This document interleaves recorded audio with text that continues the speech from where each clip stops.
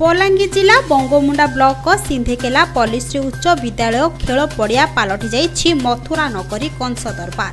शनिवार कंस दरबार थिला षष्ठ राति।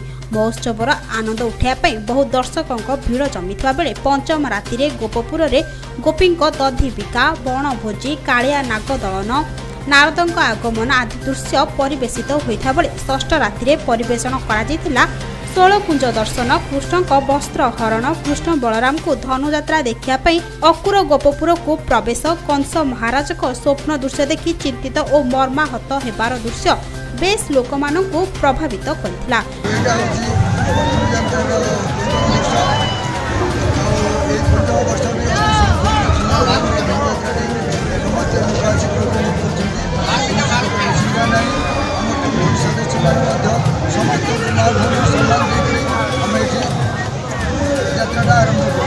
एथिसह मीना बजार आसरा भलिक भली खाद्य दोली दुकान बजार मजा को बेस उपभोग करछंती आसीथिबा दर्शक। फेब्रुआरी 3 तारिख अर्थात आज धनुयात्रा महोत्सवर शेष राति।